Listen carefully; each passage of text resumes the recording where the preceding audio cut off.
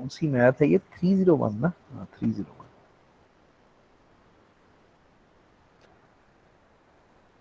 अच्छा भाई, ये शुक्र है यार वो नहीं है जो फर्स्ट सेमेस्टर में थी।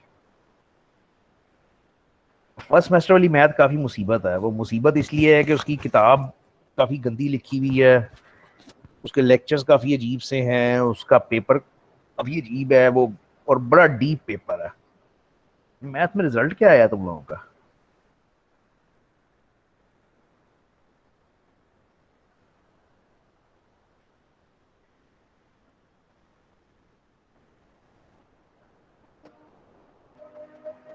रिजल्ट कैसे आए हैं? किसी के ए आए हैं? ज्यादातर ए नहीं आता मैथ में। यस सर आया। आया? हाँ जी। ये क्या चक्कर है? Math 101, no record found.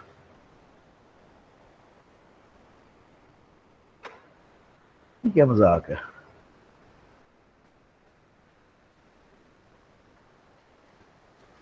Result ही उड़ा दिया। अच्छा, तो हम पता नहीं, मैं रिजल्ट देखना चाह रहा था, उड़ा दिया उन्होंने मुझे लगता है।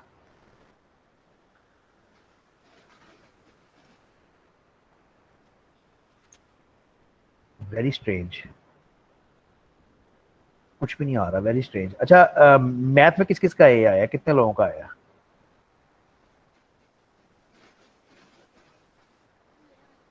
बेसिकली मैथ में फर्स्ट सेमेस्टर में ए लेना बहुत बड़ी बात होती है, बहुत ही बड़ी। वो नहीं आता। ठीक है, मेरा सीएस में आना चाहिए, सीएस में आना चाहिए, इंग्लिश में आ जाता है, इस्लामियात में आ जाता है, पाक स्टडीज में नहीं आता, और इसमें मैथ्स में नहीं आता, रियली नहीं आता। वेल, जिसका भी आया वेरी गुड। फेल भी काफी लोग होते हैं इसमें मैथ्स में। फर्स्ट सेमेस्टर की मैथ काफी मुश्किल है, सेकंड की ऐसी नहीं है, और ना उस पर टाइम जाया करना सेकंड की मैथ पे। सेकंड की मैथ लिटरली ये है कि आपको टॉपिक पढ़ाया जाता है, उसके फॉर्मूले दिए जाते हैं, उसके 2-3 एग्जाम्पल होते हैं, खत्म, आगे चलो। इसमें डीप नहीं जाना। तुम्हारी जैसे जैसे डिग्री आगे चलेगी ना, तुम्हें खुद ही एहसास होएगा कि यार मैथ जो है बस हम अब आहिस्ता आहिस्ता सिर से उतार रहे हैं, और कंप्यूटर प्रोग्रामिंग नेटवर्क्स ये चीजें अब हम ज्यादा डिटेल में पढ़ रहे हैं। वो खुद ब खुद यही होना है क्योंकि कंप्यूटर की डिग्री है। तो मतलब ये अच्छी खबर ये है कि ये आसान है। इसका पेपर आसान है, सॉरी कोर्स आसान नहीं है, कोर्स तो मुश्किल ही है, लेकिन इसका पेपर कदरे आसान है कैलकुलस 1 से। तो अगर कैलकुलस 1 में कोई बंदा ए और बी ग्रेड लेके आया हुआ ना यार, रियली दुनिया का कोई मसला नहीं है उसको इस कोर्स में, बहुत ईजी लगेगा, लगना चाहिए। दिस इज अगेन कैलकुलस, पूरी कैलकुलस है। फर्क क्या है? सिर्फ एक फर्क है कि वो 2 डायमेंशन के अंदर थी, एक्स वाई के अंदर। ये 3 डायमेंशन के अंदर है, यानी एक्स वाई और जेड के अंदर।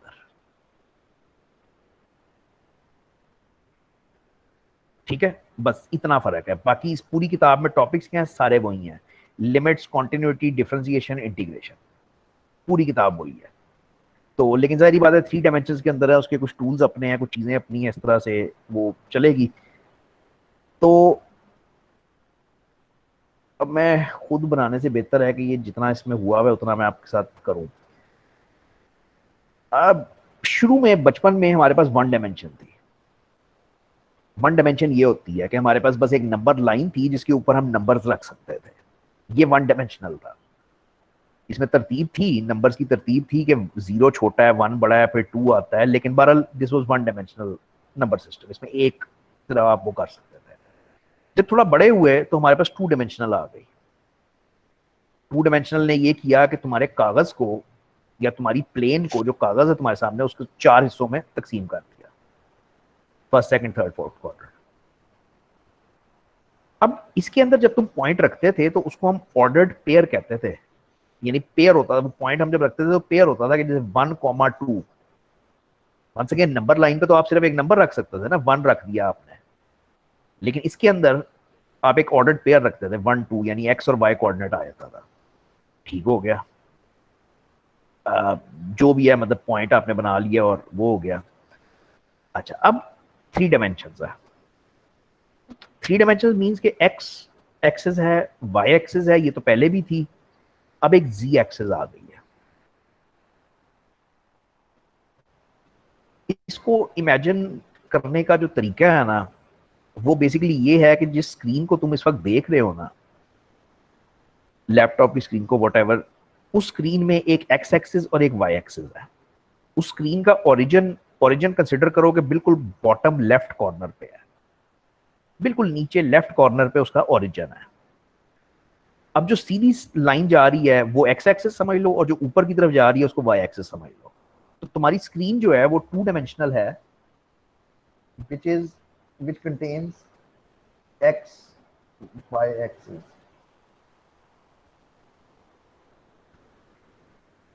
अब इमेजिन करो कि उसी पॉइंट से, उसी ओरिजिन से, वो जो तुमने बॉटम लेफ्ट कॉर्नर में ओरिजिन बनाया है, इमेजिन करो कि उसके बाहर एक लाइन निकल रही है जो तुम्हारी तरफ आ रही है, वो जी एक्सिस है। उस पॉइंट में से एक बाहर लाइन निकल रही है जो तुम्हारी तरफ आ रही है, वो जी एक्सिस है। अगर कमरे में किसी दीवार की तरफ देख रहे हो तो एक सिंगल दीवार की तरफ देखो। उस सिंगल दीवार के अगेन बॉटम लेफ्ट पे सोचो कि ओरिजिन है। अब एक उसकी एक्स एक्सिस होगी, एक ऊपर जो जा रही है उसके वाई एक्सिस होगी। और उस पॉइंट में से जो एक्सिस बाहर आ रही है ना, यानी जो बेसिकली दूसरी दीवार होएगी कोई, वो जी एक्सिस होती है। जब तुम्हारे पास टू डायमेंशनल दुनिया होती है ना, एक्स वाई वाली दुनिया होती है, तो तुम्हारे पास प्लेन होती है। एक सेकंड होल्ड करना है यार।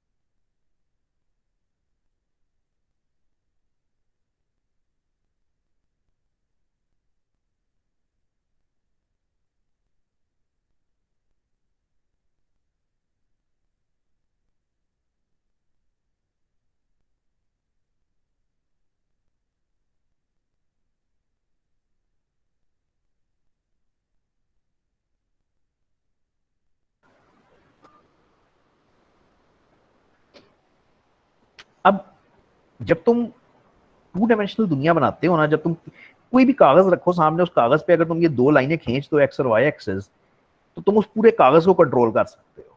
उस कागज के ऊपर कहीं भी तुम पॉइंट रखो तो उसको, उस तक तुम पहुंच सकते हो कि ये इसका एक्स है, ये इसका वाई है।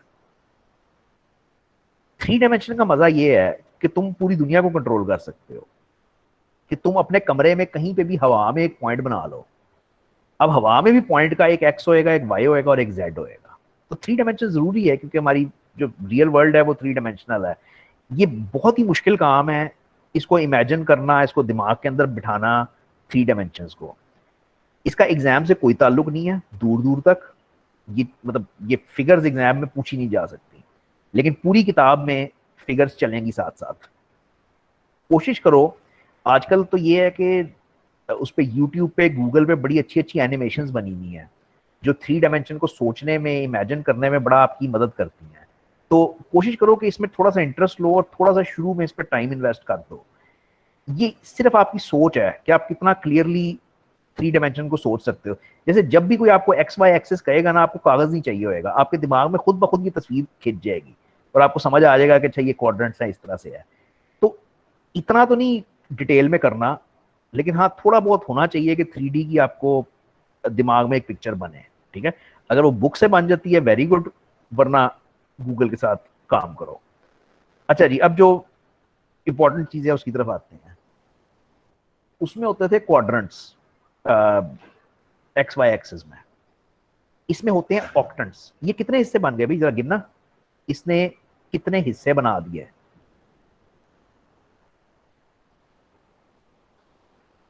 8। 3। ये एक कमरा 8। है, ये दूसरा कमरा है, ये तीसरा कमरा है, ये चौथा कमरा है। ये जो ऊपर है ये 4 है। देखो, एक ये है, एक ये है, एक पीछे इधर है और एक इधर है। ये 4 कमरे ऊपर हो गए और 4 ही नीचे है। इसको ऑक्टेंट्स कहते हैं। ठीक है, कि ये ऑक्टेंट्स बनाता है। कहीं लफ्ज इस्तेमाल हुआ होगा ये ऑक्टेंट्स, अच्छा ये ऐसे किया हुआ है, ठीक है। तो ये ऑक्टेंट्स बनाता है। उसके अंदर क्वाड्रेंट्स थे, 4 बनते थे, इसके अंदर ऑक्टेंट्स 8 बनते हैं। अब फर्स्ट ऑक्टेंट के अंदर सारा कुछ पॉजिटिव होता है, एक्स भी पॉजिटिव होता है, वाई भी पॉजिटिव होता है, सो ऑन। यार इसको ऐसे याद बंदा कर सकता है, बड़ा आसान तरीका बताता हूँ। तो मैं क्वाड्रेंट्स तो याद है ना क्या होता था, पहले में दोनों पॉजिटिव होते थे, फिर नेगेटिव पॉजिटिव होता था, फिर थर्ड में नेगेटिव नेगेटिव होता था, और फोर्थ में प्लस माइनस होता था। तो तरतीब वही रखनी है, साथ पहले एक प्लस लगा दो और फिर उसी तरतीब के साथ दोबारा plus plus minus minus plus minus का दोबारा एक माइनस लगा दो। तो ये ऑक्टेंट्स तुम्हें याद हो जाएंगे। बेसिकली एमसीक्यूज के लिए चाहिए होते हैं ना कि थर्ड ऑक्टेंट में साइन क्या होते हैं। तो थर्ड ऑक्टेंट याद करो क्या होता था, माइनस माइनस होता था। यानी थर्ड क्वाड्रेंट तो हमें बचपन से याद है ना कि थर्ड क्वाड्रेंट में माइनस माइनस होता था। तो उसके साथ सिर्फ पहले चार में प्लस लग जाएगा, अगले चार में माइनस लग जाएगा। ये याद करना है प्लीज। फंक्शन क्या होता था?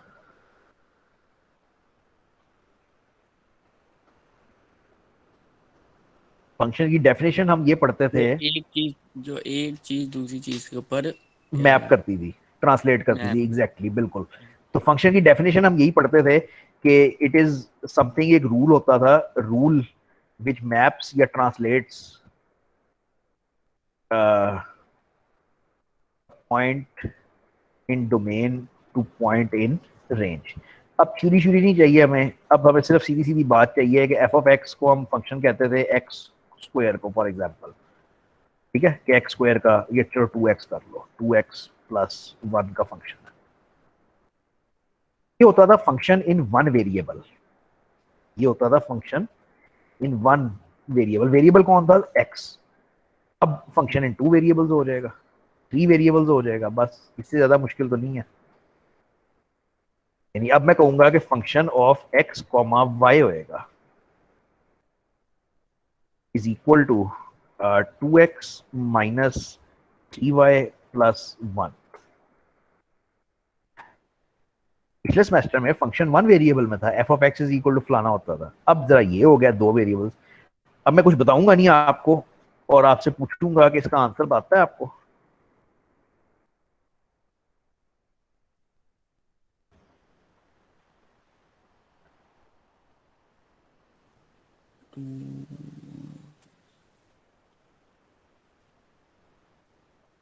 टू आता है सर।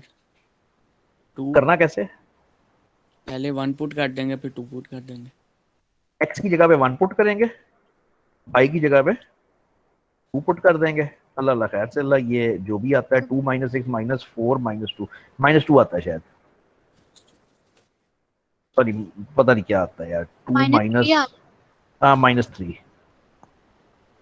ठीक है, एज सिंपल एज दैट, कोई रॉकेट साइंस नहीं है। पहले हमने ये पढ़ा था कि अगर एफ ऑफ वन पूछा जाता है तो हम एक्स की जगह पे वन रख देते हैं। तमीज का ख्याल रखना, तमीज ये है कि पहली चीज एक्स है और दूसरी चीज वाई है, बस एज लॉन्ग एज तुम इस चीज का ख्याल रखोगे कभी गलती नहीं हो सकती। ठीक है, मैं इस पर टाइम नहीं ज्यादा जाया करूंगा, बुक में काफी अच्छा बना हुआ है। ये फंक्शन ऑफ सेवरल वेरिएबल्स की बात होएगी। ठीक है, उसने एग्जांपल्स दिए हैं, वो कहता है देखो जैसे एरिया एक फंक्शन है। अब वो कहता है उसमें दो वेरिएबल्स आ जाते हैं ना, लेंथ भी आ जाती है और विड्थ भी आ जाती है। इसी तरह वॉल्यूम है, उसमें तीन वेरिएबल्स आ जाते हैं। तो हमें इससे परेशान होने की बिल्कुल जरूरत नहीं है। ये एग्जांपल्स हैं, उसने दिखाया है कि ये एफ ऑफ एक्स है, तो तुम एफ ऑफ वन निकाल लेते थे, पुरानी बात है, बच्चों वाली बात है। ये जरा देख लो, ये मैंने आपको अभी करवाया कि अब अगर आपको F of X Y given होए और मैं आपसे एफ ऑफ कोई भी वैल्यूज पूछ लूं तो वो आराम से आप निकाल सकते हो, निकाल सकते हो। Yes sir. चलो ठीक हो गया। अब एक सिर्फ तंग करने के लिए एक एग्जाम्पल करवा दो। इसी इसी का एग्जाम्पल करें ना, इसी का एग्जाम्पल करें, ये वाला यार।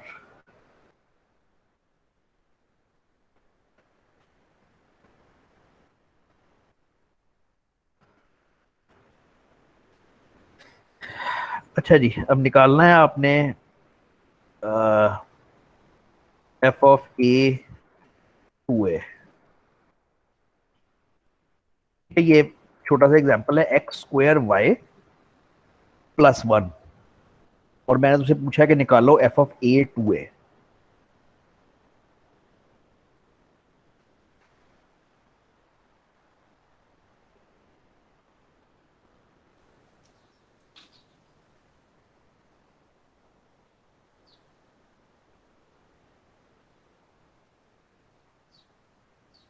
4a का स्क्वायर प्लस 1।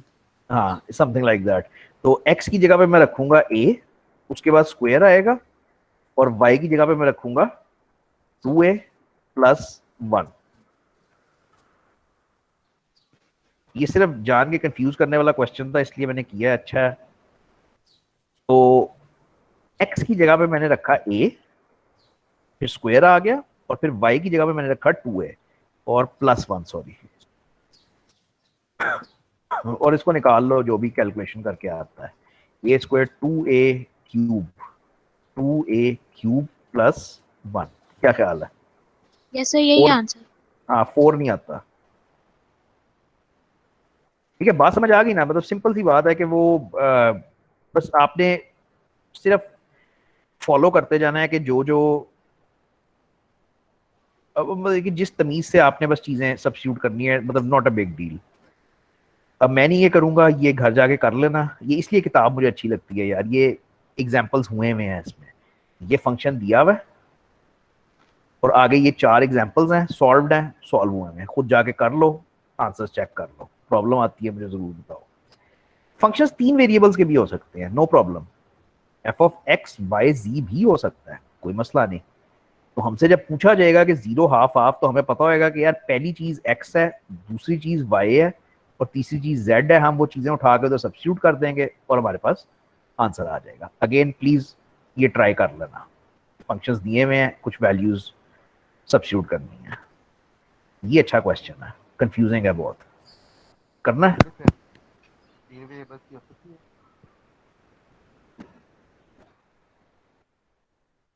लो जी, ये फिर एक कर लो, ये काफी कंफ्यूजिंग है वाकई।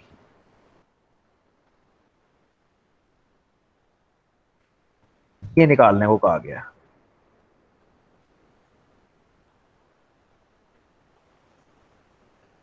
ठीक है, तो मुद्दा ये है कि ये हमारा फंक्शन ऊपर डिफाइंड है, ये फंक्शन डिफाइन हुआ हुआ है, हमसे निकालने को ये कहा गया है।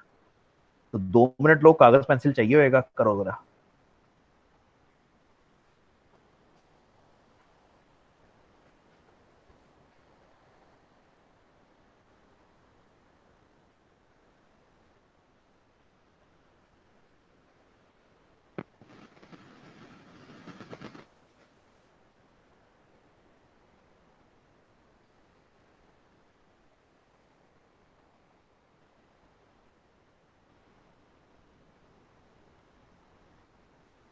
करना क्या है? तो पहले वैल्यू पुट कर देंगे। हाँ, एक्स पहली की पहली वैल्यू चीज एक्स एक्स होती है। हाँ, तो सबसे पहले एक्स पुट करना है, तो उसमें आ जाएगा एक्स वाई। फिर एक्स फिर और वाई। एक्स की जगह फिर वाई पुट करना है, तो वो आ जाएगा वाई ओवर एक्स। फिर जेड पुट प्लस करना है, तो जेड में आ जाएगा X. X Z plus X Y. Good, इसको सिंप्लीफाई कर लो, ये तुम्हारा आंसर बन जाएगा। कुछ थोड़ा सिंप्लीफाई कर लो बस, कि एक्स एक्स कट जाएगा और जो भी आ जाएगा। तो कंफ्यूज नहीं होना, बस अपना रूल चलाना है कि पहली चीज एक्स होती है, दूसरी वाई होती है, तीसरी जेड होती है। बस ये रूल चलाना है अपना, और अल्लाह खैर से। 3-4 एग्जाम्पल्स हैं, देख लेना। तो फंक्शन ऑफ 1 वेरिएबल हम पिछले सेमेस्टर में कर रहे हैं, फंक्शन ऑफ 2 वेरिएबल्स और 3 वेरिएबल्स इस पूरी किताब में चलता रहेगा हमारे साथ। ठीक है, वैसे तो मुझे तुमसे ये पूछना चाहिए कि सर्कल की इक्वेशन याद है?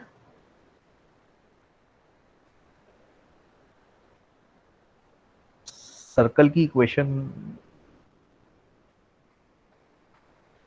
तो ये कैलकुलस ही है, मुसीबत ये है तो वो फर्स्ट सेमेस्टर वाला सारा कुछ इस्तेमाल होएगा। तो सर्कल की इक्वेशन थी x माइनस एक्स नॉट का whole square plus y minus Y not का whole square plus is equal to R square. ये इक्वेशन होती थी। अब उसने एक सर्कल दिया हुआ है, ये X square plus Y square is equal to A square. वो कहता है कि अगर मैं इस इक्वल की जगह पे लेस देन डाल दूं, इस इक्वल की जगह पे लेस देन डाल दूं, तो क्या होएगा? तो होएगा ये कि सर्कल तो सिर्फ ये पॉइंट्स थे ना, ये सारे पॉइंट्स जो सर्कल पे आते हैं, अगर लेस देन डाल दोगे तो इसके अंदर के भी सारे पॉइंट्स आ जाएंगे। कॉन्सेप्ट ये है कि पहले सर्कल था, अब डिस्क बन गई है। ठीक है, ये डिस्क बन गई है जिसमें ये सारा कुछ इंक्लूड हो गया है। अब फजूल चीज है वैसे, कर लो। इसी तरह पैराबोला, या पैराबोला तो बहुत ही इंपॉर्टेंट है। पैराबोला, सॉरी, इसमें बार बार आता है किताब में, इसको रिवाइज कर लो। सर्कल तो इतना नहीं आएगा, लेकिन पैराबोला बहुत आता है। तो पैराबोला की जनरल इक्वेशन किसी को याद हो?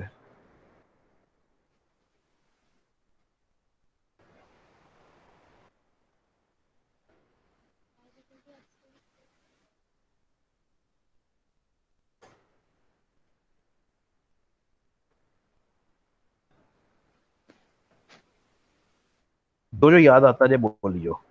तो जनरल इक्वेशन मैंने लिख दी है, वो होती थी A X square plus B X plus C. Parabola के ऊपर हम क्या काम करते थे, हमें क्या चीजें पता होती थी पैराबोला के बारे में? बिल्कुल भूल गया। फर्स्ट नंबर वन डायरेक्शन होता था कि अगर ए ग्रेटर देन जीरो है तो हम कहते थे कि ओपन्स ओपन्स अपवर्ड्स। यार कुछ याद आ रहा है या नहीं?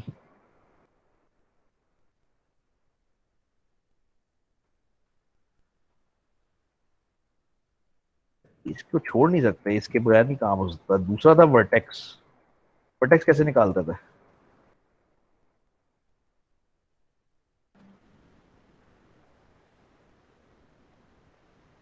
X is equal to minus B over 2a। Parabola का वर्टेक्स उसकी उसका पॉइंट होता था ना, जहां से वो शुरू हो रहा है, तो वो माइनस बी ओवर 2a से एक्स कोऑर्डिनेट आता था। और फॉर वाई हम सब्स्टिट्यूट करते थे, substitute value of x in given equation.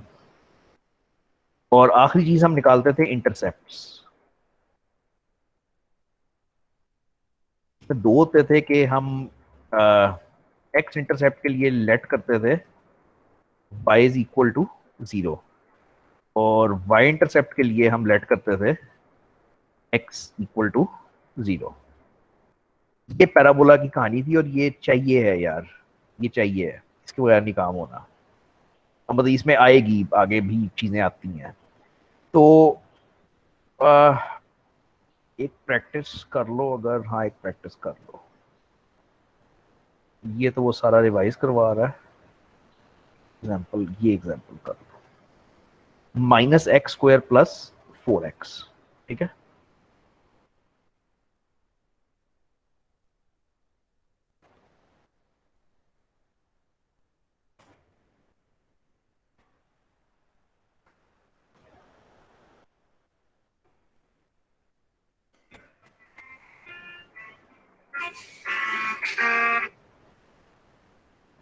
y is equal to minus 4x square plus minus x square plus 4x, minus x square plus 4।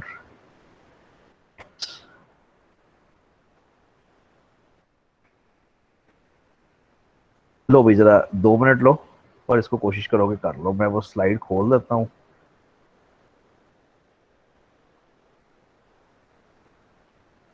लो भाई, ये parabola के रूल्स थे। ठीक है। और आपने इस वक्त बनाना है ये वाला पैराबोला।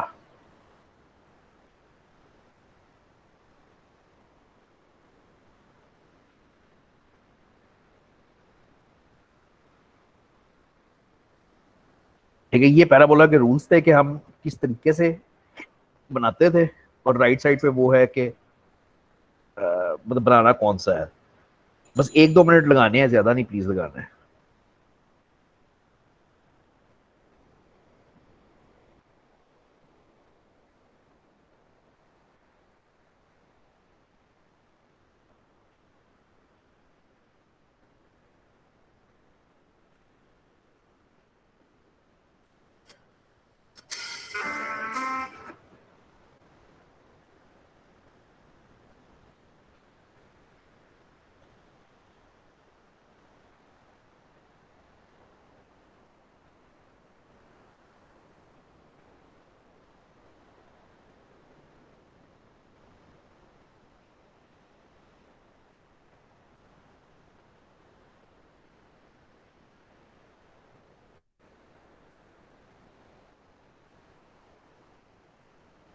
भी कर भी रहे हो या कोई नहीं?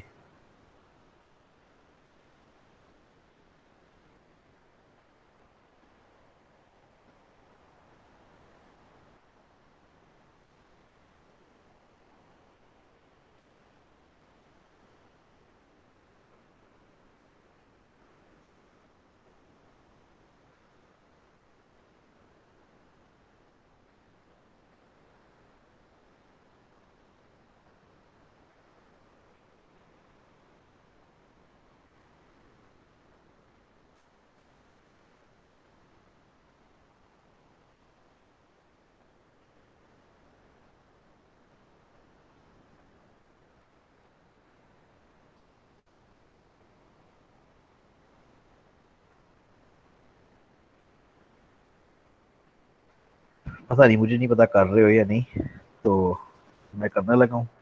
सबसे पहले ए बी सी अलहदा करूंगा। तो ए की वैल्यू है -1, बी की वैल्यू है 4 और सी की वैल्यू है 0। अब मैं डायरेक्शन चेक करता हूँ कि डायरेक्शन क्या है। तो डायरेक्शन, क्योंकि ए जो है वो लेस देन 0 है, ये बात ठीक है ना। ए की वैल्यू -1 अभी हमने निकाल ली है ना, क्योंकि ए की वैल्यू लेस देन 0 है। मुझे ये पता है कि पैराबोला ओपन्स डाउनवर्ड्स, ये मुझे पता चल गया। अब मैं जाऊंगा वर्टेक्स की तरफ। तो वर्टेक्स काफी आसान होता है, उसका फॉर्मूला है कि -b/2a। बस ऊपर से चीजें सब्स्टिट्यूट कर दो। -b में 4 आ गया और ओवर 2a में -2 आ गया, तो वर्टेक्स आ गया मेरा 2। अब यहाँ पे बात खत्म नहीं होती, क्योंकि वर्टेक्स जो है वो तुम x तो इस फॉर्मूले से निकाल लेते हो, y के लिए तुम्हें सब्स्टिट्यूट करना पड़ता है गिवन इक्वेशन में। तो यानी तुम ये 2 उठाओगे और 2 उठा के ऊपर सब्स्टिट्यूट करोगे, तो y आ जाता है -4 + 8, ऐसी है ना, = 4। मतलब ये 2 उठा के सब्स्टिट्यूट करोगे तो ये 4 हो गया और ये 8 हो गया, तो -4 + 8 4 आ गया। तो मेरा वर्टेक्स क्या हुआ? Vertex is 2,4। मैंने डायरेक्शन चेक कर ली, मैंने वर्टेक्स चेक कर लिया। अच्छा, अब मैं इंटरसेप्ट चेक करूंगा। तो सबसे पहले मैं इंटरसेप्ट दो किस्म के होते हैं, याद रहे। तो फॉर एक्स इंटरसेप्ट मैं क्या करूंगा, लेट करूंगा y को = 0। जिस तरह ये लिखा हुआ है कि फॉर एक्स इंटरसेप्ट लेट करो y को = 0। अच्छा, अब जब y को = 0 करोगे तो तुम्हारे पास इक्वेशन क्या बन जाएगी? -x² + 4x = 0। तो सॉल्व कर लो, -x कॉमन ले लो, हमारे पास आ गया x - 4 = 0। यहां से तुम्हारे पास आ गया कि x = 0 होएगा या x = 4 होएगा। दो x की वैल्यूज आ गई। तो इधर तो कोई क्वाड्रेटिक फार्मूला वगैरह की भी जरूरत नहीं ना रहती, बस कॉमन लो और तुम्हारा काम हो जाता है। अच्छा, अब इस दोनों को मिलाते थे y के साथ। ये दो पॉइंट्स आए हैं x के, जब हमने y को 0 लिया हुआ है। तो इंटरसेप्ट क्या हुए? तो x इंटरसेप्ट आर दो पॉइंट्स हो गए, 0,0 एंड 4,0। यानी भाई इस बात को समझो कि ये तो x है ना, तो एक x 0 हो गया और दूसरा x 4 हो गया। और दोनों केसेस में y को 0 होना चाहिए, यानी y को 0 होना चाहिए। तो ये दो पॉइंट्स आपके बन गए। अच्छा, बिल्कुल इसी तरह से y इंटरसेप्ट निकालो। तो फॉर y इंटरसेप्ट हमने लेट करना है x को = 0। तो x को जब 0 रखोगे इस इक्वेशन में ऊपर, तो क्या बन जाएगा? y = 0 ही आ जाएगा। हम कहेंगे कि y इंटरसेप्ट इज 0,0। एक ही है बस, वो 0,0 है। और दैट्स इट। ये हमारे पास काफी सारी इंफॉर्मेशन आ गई। अब उसको आप प्लॉट कर सकते हो। तो वर्टेक्स से शुरू करते हैं हमेशा। वर्टेक्स है 2,4। तो अगर ये 1 है, ये 2 है, तो 1 2 3 4, तो ये मेरा वर्टेक्स बनेगा 2,4। ठीक है, तो यहां से मेरा वो बनेगा। और उसके बाद वो क्या है, ये मेरे इंटरसेप्ट्स हैं 0 0 यानी ये वाला पॉइंट, और 4 0 यानी ये वाला पॉइंट। और उसके बाद आपको पता है कि पैराबोला नीचे की तरफ आ रहा है, तो कुछ इस तरह से पैराबोला ड्रॉ हो जाएगा। ये था तो सारा कुछ कैलकुलस 1 में, लेकिन ये करना आना चाहिए। ये आगे जरूरत पड़ेगी, हर चीज की नहीं पड़ेगी लेकिन इसकी पड़ेगी। अब ये एग्जाम्पल मैंने किया, ये अगला एग्जाम्पल है, प्लीज इसको खुद करना। जाके करना क्या है, बस पैराबोला स्केच करना है, तो वही सारी चीजें दोबारा आएगी। बस यहाँ पे रुक रहा हूँ, थोड़ी सी चीज रह गई है, एलिप्स और हाइपरबोला रह गया, ये अगली दफा करूंगा और फिर लेक्चर 3 से स्टार्ट करेंगे नेक्स्ट टाइम। पहले 2 लेक्चर्स प्लीज सारे कंप्लीटली पढ़ लेना। मैंने मैथ 101 नाम रख दिया। अच्छा, तो मैथ 301। लो भाई, नेक्स्ट मिलते हैं जब भी क्लास बनती है।